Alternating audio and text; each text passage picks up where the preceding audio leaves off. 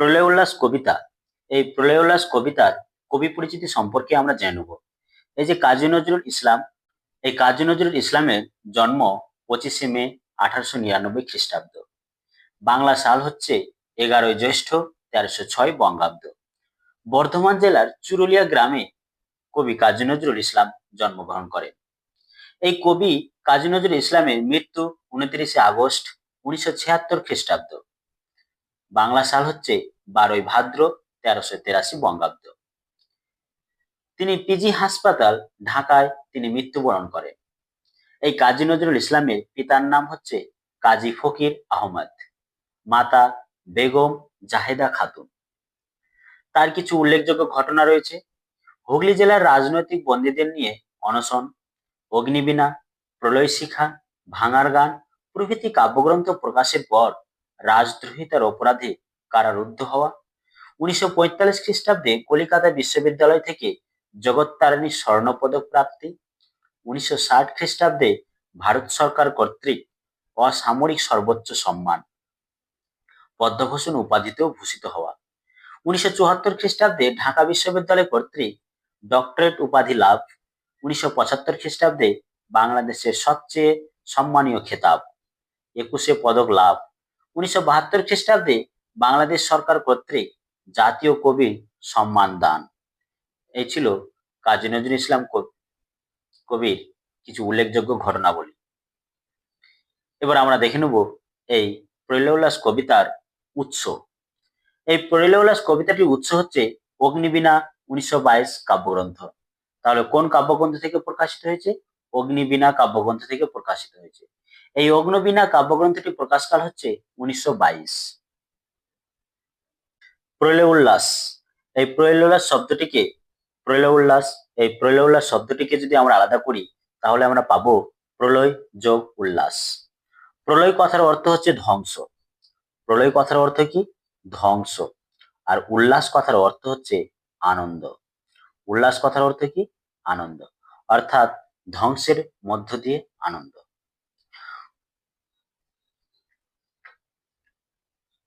কবি এখানে কিভাবে ধ্বংসের মধ্য দিয়ে আনন্দের কথা বলেছেন সেটা কিন্তু আমাদের বুঝতে হবে। দেশবাসীর মনের থেকে, অর্থাৎ দেশবাসীর ভিতর থেকে পুরনো যে জঞ্জাল, সেই পুরনো জঞ্জালকে মুছে দিয়ে মৃতপ্রায় মানুষের বুকে প্রাণের সঞ্চার ঘটাতে কবি কিন্তু এই জয়ধ্বনি করতে বলেছে। আর এই কবিতার প্রতিটি পংক্তিতে কিন্তু জয়ধ্বনি করার কথা বলেছে। অর্থাৎ পুরাতনের অচলায়তন ভাঙবে। যদি পুরাতনকে যদি না ভাঙে তাহলে নতুনের তো আবির্ভাব ঘটবে না। তাহলে পুরাতনকে ভাঙলো, অর্থাৎ বিনাশ করলো, ধ্বংস করলো। পুরাতন ভেঙে নতুনের আগমন ঘটলো। আর নতুনের যখনই আগমন ঘটবে তখনই তো মনের মধ্যে একটা আনন্দ, একটা উচ্ছ্বাস আসবে। নতুন সভ্যতা গড়ার জন্য এই জয়ধ্বনি করার কথা বলেছে। তাহলে বোঝা গেল ধ্বংসের মধ্যে দিয়ে কিভাবে আনন্দ হবে। পুরাতনকে ভাঙবে, নতুনের আবির্ভাব ঘটবে। পুরাতন যদি ভাঙে, নতুনের আবির্ভাব ঘটে, তখনই কিন্তু মনের মধ্যে একটা আনন্দ, একটা উচ্ছ্বাস আসবে। এই জন্যই বলেছে প্রলয় উল্লাস কবিতাটি, প্রলয় উল্লাস কথার অর্থ। আশা করি বোঝা গেল। এবার আমরা দেখে নেব এই প্রলয় উল্লাস কবিতার প্রতিটি লাইনের আলোচনা। তাহলে দেখো, প্রথম লাইনে কি বলছে? তোরা সব জয়ধ্বনি কর, তোরা সব জয়ধ্বনি কর। কবি তোরা সব জয়ধ্বনি কর, এখানে তোরা বলতে কবি কাদেরকে বুঝিয়েছে? দেশ যখন পরাধীন, সেই সময় যে মানুষরা চাইছিল স্বাধীনতা, অর্থাৎ দেশ যখন পরাধীন ছিল সেই সময়তে কিছু মানুষ স্বাধীনতা চাইছিল আর স্বাধীনতার কিছু প্রত্যাশা করছিল। যারা স্বাধীনতা চাইছিল, যে সমস্ত মানুষরা স্বাধীনতা চাইছিল, এখানে সেই সাধারণ মানুষদেরই কথা বলা হয়েছে, অর্থাৎ তাদেরই কথা কিন্তু এখানে বলা হয়েছে। তারপরে বলছে ওই নতুনের কেতন উড়ে কালবৈশাখীর ঝড়। ওই নতুনের কেতন উড়ে কালবৈশাখীর ঝড়। নতুনের কেতন, এই নতুনের কেতন বলতে কবি কি বুঝেছে? নতুনের কেতন বলতে নতুন দিনের সূচনা করার ইঙ্গিত করেছে। কিরকম? পুরাতন ভাঙবে, সেই পুরাতনটাকে যদি ভাঙে তাহলে তো নতুন দিনের সূচনা ঘটবে। এখানে নতুনের কেতন বলতে নতুন দিনের সূচনা করার ইঙ্গিত করেছে। এই কেতন, কেতন শব্দের অর্থ কিন্তু আসে। কেতন শব্দের অর্থ কি? কেতন শব্দের অর্থ হচ্ছে পতাকা। তাহলে কেতন শব্দের অর্থ কি? পতাকা। এখানে এই নতুনের কেতন ও এই কালবৈশাখীর ঝড়, এই লাইনটা দ্বারা কবি কি বোঝাতে চেয়েছেন? এই লাইনটা দ্বারা কবি বোঝাতে চেয়েছেন ভারতে ইংরেজদের শাসন, শোষণ ও অত্যাচারের বিরুদ্ধে প্রতিবাদ করার জন্য কবি নতুনের জয়গান গেয়েছে। এই তরুণ বিপ্লবীরা কালবৈশাখীর ঝড়ের মতো সবকিছুকে ধ্বংস করে প্রলয়ের আগমন বার্তা নিয়ে উপস্থিত হবে। কি হবে? তরুণ বিপ্লবীরা কালবৈশাখী ঝড়ের মতো আসবে আর এসে সবকিছুকে ধ্বংস করে প্রলয়ের আগমন বার্তা নিয়ে উপস্থিত হবে। তারপরে কবি কি বলছেন? তারপরে কবি বলছে, তোরা সব জয়ধ্বনি কর, তোরা সব জয়ধ্বনি কর। কবি আবার বলছেন, সেই আপামর দেশবাসীদের বলছেন, তোরা সবাই মিলে জয়ধ্বনি কর। আসছে এবার অনাগত প্রলয় নেশার নিত্য পাগল। আসছে এবার অনাগত প্রলয় নেশার নিত্য পাগল। অনাগত অর্থাৎ যে আগে কখনো আসেনি, তাকে কি বলা হচ্ছে? অনাগত।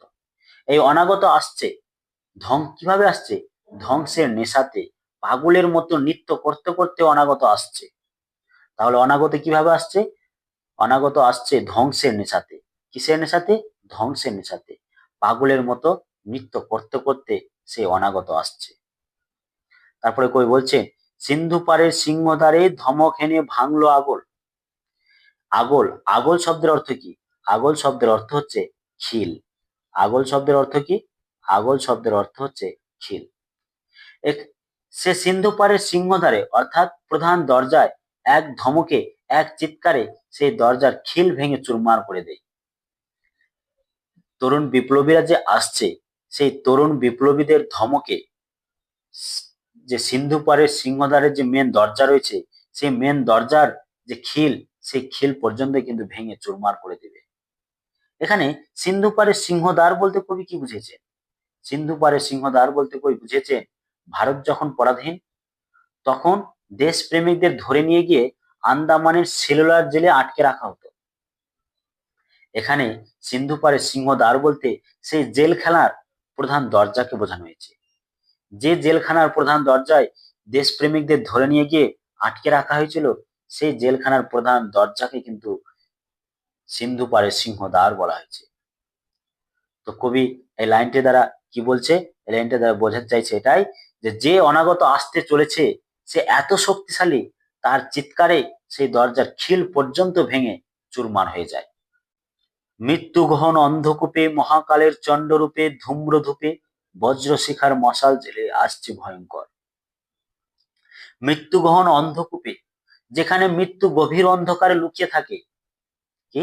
যেখানে মৃত্যু গভীর অন্ধকারে লুকিয়ে থাকে, মহাকালের চণ্ড রূপের মতো ধূপের ধোঁয়া হয়ে সেখানে বজ্রশিখার মশাল জেলে ভয়ঙ্কর আসবে। এখানে ভয়ঙ্কর বলতে কাকে বোঝানো হয়েছে? এখানে ভয়ঙ্কর বলতে সেই তরুণ বিপ্লবীদের বোঝানো হয়েছে। তাহলে ভয়ঙ্কর কিভাবে আসবে? ভয়ঙ্কর আসবে বজ্রশিখার মশাল জেলে আসবে।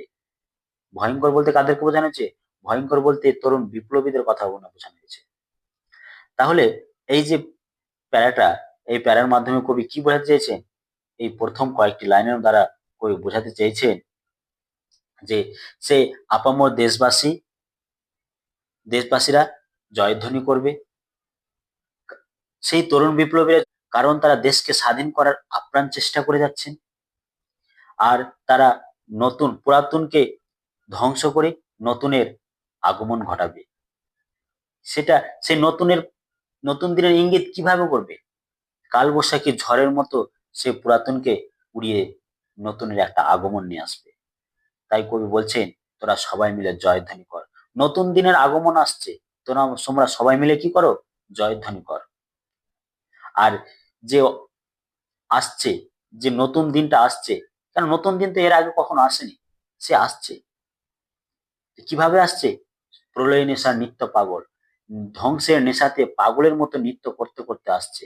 আর এই ধ্বংসের নেশাতে যে নৃত্য করতে করতে আসছে, তাদের চিৎকারে, তাদের ধমকে সিন্ধু পারের সিংহদ্বারের যে মেন দরজা, প্রধান দরজা, সেই দরজার খিল পর্যন্ত কিন্তু ভেঙে গেছিল। তারপরে বলছে, মৃত্যু গহন অন্ধকূপে মহাকালের চণ্ডরূপে ধূম্রধূপে বজ্রশিখার মশাল জেলে আসছে ভয়ঙ্কর। ওই তরুণ বিপ্লবীরা যে আসছে, তারা বজ্রশিখার মশাল জেলে আসছে, যেখানে মৃত্যু গভীর অন্ধকারে লুকিয়ে থাকে। মহাকালের চন্ডরূপের ধূপের ধোঁয়া হয়ে সেখানে বজ্রশিখার মশাল জেলে ভয়ঙ্কর আসছে, অর্থাৎ তরুণ বিপ্লবীরা আসছে। আশা করি এইটুকু তোমাদের বোঝা গেছে। যদি বোঝা যায় তাহলে অবশ্যই তোমরা কমেন্ট বক্সে জানাবে। ওরে ওই হাসছে ভয়ঙ্কর, তোরা সব জয়ধ্বনি কর, তোরা সব জয়ধ্বনি কর। ওরে ওই হাসছে ভয়ঙ্কর, ভয়ঙ্কর হাসছে কেন? এখানে যে মহাকাল যে চন্ডরূপী ভয়ঙ্কর সকল অন্যায় অত্যাচারকে বিনাশ করে যে নতুন জীবনের সূচনা করা, সেই সূচনা করার তৃপ্তিতে তারা কিন্তু হাসছে, অর্থাৎ ওই তরুণ বিপ্লবীরা কিন্তু হাসছে। কারণ এতদিন ধরে ইংরেজ সরকারের তারা অধীনে ছিল, সেই অধীনতা থেকে মুক্তি পেয়ে তারা কিন্তু হাসছে। তাই তোরা কি করবি? তোরা সবাই মিলে এখন জয়ধ্বনি কর। কারণ নতুন দিন চলে আসলো, স্বাধীনতা অর্জন আসলো। স্বাধীনতা অর্জন করতে পারছো তোমরা, স্বাধীনতা অর্জন করতে পারবে তো তোমরা তৃপ্তির একটা হাসি হাসবে না? তাই হাসছে ভয়ঙ্কর। এখানে ভয়ঙ্কর বলতে কে? এখানে ভয়ঙ্কর বলতে তরুণ বিপ্লবীরা, কিন্তু তরুণ বিপ্লবীরা হাসছে। তাই তোমরা সবাই মিলে সাধারণ দেশবাসীদের বলছে, সাধারণ জনগণদের বলছে, তোমরা সবাই জয়ধ্বনি করো। তারপরে কবি বলছেন, ঝামর তাহার কেশের দুলায় ঝাপটা মেরে গগন তুলায়, সর্বনাশী জ্বালামুখী ধূমকেতু তার চামর ধুলায়। ঝামর, এই ঝামর কথার অর্থ কি? প্রথমে বুঝতে হবে ঝামর কথার অর্থ কি। ঝামর কথার অর্থ হচ্ছে ঝামার মতো বিবর্ণ। তোমরা ঝামা ঝামা ইট দেখেছো, সেই ঝামার মতো যে বিভিন্ন রং, এখানে সেই ঝামর বলা হচ্ছে। কেশের দুলায় ঝাপটা মেরে গগন দুলায়, গগন, গগন কথার অর্থ হচ্ছে আকাশ। তাহলে এই লাইনটির দ্বারা কবি কি বোঝাতে চেয়েছেন? ঝামর তাহার কেশের দুলায় ঝাপটা মেরে গগন দুলায়। এখানে কবি বোঝাতে চেয়েছেন যে প্রলয়দেব যে আসছে, সেই প্রলয়দেবের যে কেশ, সেই কেশের ঝাপটাতে পুরো আকাশ কিন্তু দুলে উঠছে। কি হচ্ছে? সে প্রলয়দেবের কেশের ঝাপটায় কি হচ্ছে? পুরো আকাশ দুলে উঠছে। সর্বনাশের জ্বালামুখী ধূমকেতু তার চামর ধুলায়, এই যে মহাকাশের যে জ্বলন্ত ধূমকেতু যেন চামর দুলিয়েছে, প্রলয়দেবকে স্বাগত জানাচ্ছে। এই যে প্রলয়দেব যে আসছে, প্রলয়দেবকে কিভাবে স্বাগত জানাচ্ছে? চামর দুলিয়ে কিন্তু প্রলয়দেবকে স্বাগত জানানো হচ্ছে। তারপরে কবি কি বলছেন? বিশ্বপাতার বক্ষকুলে রক্ত তাহার কৃপাঞ্জলে দোদুল দোলে। কবি বলছেন বিশ্ব পিতার বুকের উপর রয়েছে, অর্থাৎ তরুণ বিপ্লবীদের বুকে কি রয়েছে? রক্তাক্ত তলোয়ার। আর সেই রক্তাক্ত তলোয়ার কিসের মতো দুলছে? দোলনার মতো দুলছে। বিশ্ব পাতা, বিশ্ব পাতা হচ্ছে বিশ্ব পিতা। সেই বিশ্ব পিতার বক্ষকোলে রক্ত রক্তাক্ত তলোয়ার ঝুলছে। কৃপান কথার অর্থ হচ্ছে তরোয়ার বা তরবারি। তো রক্তাক্ত তরবারি তার বুকের উপর ঝুলছে বা দুলছে। কিভাবে? দোলনার মতো দুলছে। অট্টরোলের হট্টগোলে স্তব্ধ চরাচর। এই তরুণ বিপ্লবীরা যে বৈপ্লবিক কর্মকাণ্ড ঘটাচ্ছে, ইংরেজ শক্তিরা রীতিমতো ভয় পেয়ে গেছে এবং আমাদের দেশের মানুষ কিছুটা হলেও অবাক হয়ে দেখছে। এর আগে তো এরকম তো কখনো দেখেনি। তাই কবি বলছেন, অট্টরোলের হট্টগোলে পুরো পৃথিবী চুপচাপ। এ কি ভয়ঙ্কর তরুণ বিপ্লবীদের আগমন ঘটেছে, তার চিৎকারে পুরো পৃথিবী কি, তার চিৎকারে পুরো পৃথিবী চুপচাপ হয়ে রয়েছে।